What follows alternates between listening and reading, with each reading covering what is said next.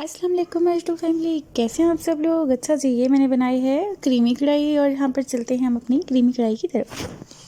تو میں نے کیا کیا، پیاز لیا، ان کو میں نے آلو ڈال کر براؤن کر لیا۔ اس کے بعد میں نے یہاں پہ جوسر مشین لیا، اس کے اندر جو ہے میں نے خسخاس 2 چمچ، ساتھ میں بادام، اور آپ نے 1 کپ دہی لے لینی ہے، وہ ڈال دینا ہے۔ اور آپ نے جو پیاز اپنے جو ہے وہ نکال لیے تھے براؤن کر کے، ان کو اس میں ڈال دینا ہے۔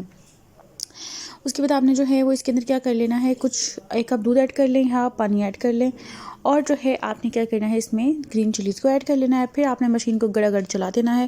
جیسے ہی آپ کی مشین گڑا گڑ چلے گی تو آپ کا جو بھی مکسچر ہے وہ اندر کیا ہو جائے گا، پیسٹ بن جائے گا اس کا، ٹھیک ہے۔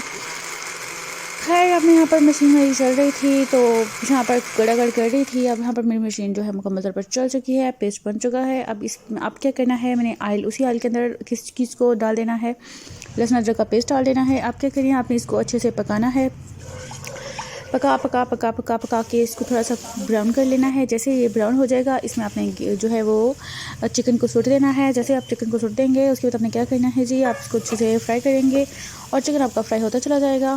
اور چکن جو ہے جب تک آپ کا براؤن نہیں ہوگا تو آپ نے باقی سارا کام نہیں کرنا ہے، تب تک آپ اس کو روک کر رکھیں گے۔ یہاں پر میں چکن کو بار بار چمچ ہلائی جا رہی ہوں کہ کاش چکن جو ہے جلدی کیا ہو جائے، براؤن ہو جائے۔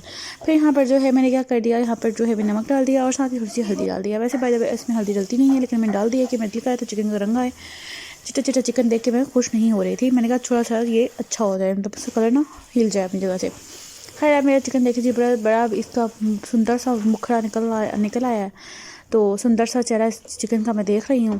تو اب یہاں پر میرا چکن نا آلموسٹ پیارا لگنا شروع ہو گیا۔ تو اب میں سوچ رہی ہوں کہ جو میں نے پیسٹ ڈالا ہے وہ میں اس کے اندر ڈال دوں، اس کو میں اور زیادہ تڑفاؤں نہیں، کیونکہ اگر یہ اور تڑپے گا تو پھر جو ہے میری کریمی کڑھائی خراب بھی ہو سکتی ہے، کیونکہ چکن جو ہے آپ کا بھر جائے گا۔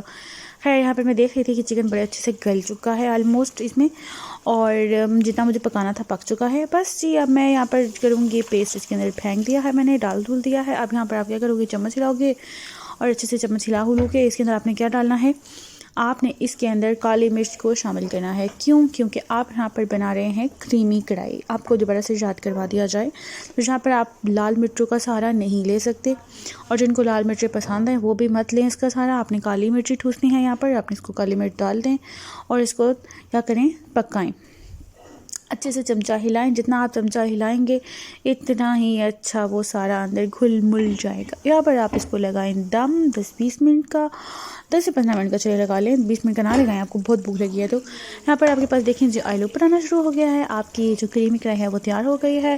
اور آلموسٹ آپ نے یہاں پر ایک اور کام کرنا ہے، کیونکہ ہم نے اس کو نام دیا ہے کریمی کڑھائی، ٹھیک ہے۔ اور یہ جو کریمی کڑھائی ہوتی ہے، آپ جب اس میں کریمی نہیں ہوگی تو وہ کریمی کیسے بنے گی؟ پھر آپ نے یہاں پر اس میں ڈال دیا ہے کریم، اور دیکھیں جی کتنا پیارا لگ رہا ہے۔ اور پھر یہاں پر آپ نے اس میں ڈالنا ہے چمچ ڈال کر آپ نے اس کو ہلانا ہے۔ جب آپ اس کو ہلائیں گے تو یہ بڑی ہی پیاری لگنا شروع ہو جائے گی، اور جب آپ کریم ڈالیں گے تو اس میں اور بھی آئل آنا شروع ہو جائے گا، ٹھیک ہے۔ تو آپ نے یہاں پہ چمچہ ہلایا، آئل اوپر آیا، اور آپ کا چکن ہو گیا تیار، ٹھیک ہو گیا۔ تو اب یہاں پر جو ہے وہ میرے آخری ٹائم اس کا چل رہا ہے، چکن کا آخری ٹائم چل رہا ہے، لیکن میرا جو ہے نا کھانے کا ٹائم سٹارٹ ہونے والا ہے۔ یہاں پر میں نے جو ہے وہ جو مرچیں میں نے کاٹ کر رکھی تھی اس کے اوپر میں ڈال دی ہیں۔ اب آپ نے کیا کرنا ہے جی، اینڈ ٹائم آپ کا جو ہے دھنیا ڈالے بغیر تو پورا نہیں کچھ بھی ہو سکتا، اس کے اوپر جو ہے دھنیا شنیا پھیلائیں۔ یہاں پر آپ کا چکن ایک دم ریڈی اسٹیڈی ہو جائے گا، اور آپ نے اس کو کیا کرنا ہے، روٹی جو ہے وہ بنا کر اس کو نوش کرنا ہے، چاہے نان کھائیں، روٹی کھائیں، جو کچھ مرضی لیں، بس اس کے ساتھ یہ چکن کھائیں اور مزے اڑائیں۔ اور ہوپ سو آپ کو میرا یہ ولاگ اچھا لگا ہوگا، اور اب میں یہاں پر چلتی ہوں، اللہ حافظ۔